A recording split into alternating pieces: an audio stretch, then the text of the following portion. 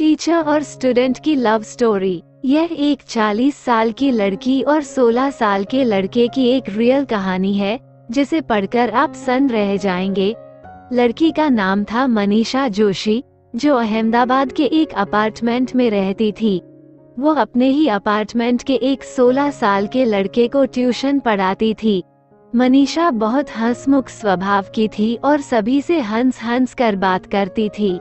मनीषा की हंसी का असर कुछ ऐसा हुआ कि वो लड़का उसकी ओर आकर्षित हो गया। मनीषा को लड़के के इरादों की भनक लगते देर न लगी। उसे भी उस लड़के का साथ अच्छा लगता था।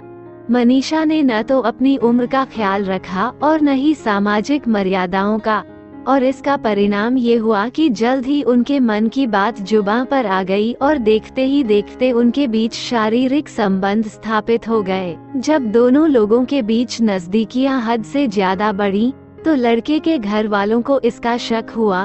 उन्होंने लड़के के ट्यूशन जाने पर पाबंदी लगा दी। इससे मनीषा आहत हो उठी। उधर लड़का भी विरह की आग में जल रहा था। वह भी इन पाबंदियों की दीवार को तोड़ डालना चाहता था। मनीषा ने एक दिन लड़के को चुपके से अपने पास बुलाया और उसके साथ भाग चलने का प्लान बनाया। दोनों लोगों ने एक दिन तय किया और मुंबई जा पहुँचे। उन दोनों के गायब हो जाने से अपार्टमेंट में हड़कंप मच गया। लड़के के घर वालों ने पुलिस में रिपोर्ट लिखवाई और इस तरह से पुलिस उन दोनों की खोजबीन में जुट गई। मनीषा अपने प्रेमी को लेकर मुंबई से सूरत, भरूच, माउंट आबू आदि जगहों पर घूमती रही।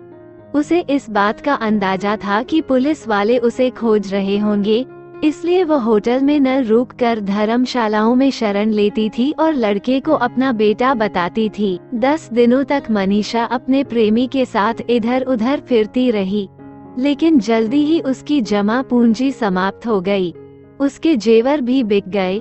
जब उनके सामने अर्थ का संकट आया तो उसने अहमदाबाद जाकर कुछ पैसे जुटाने का निश्चय किया, लेकिन जैसे ही मनीषा अहमदाबाद पहुंची, पुलिस ने उसे गिरफ्तार कर लिया।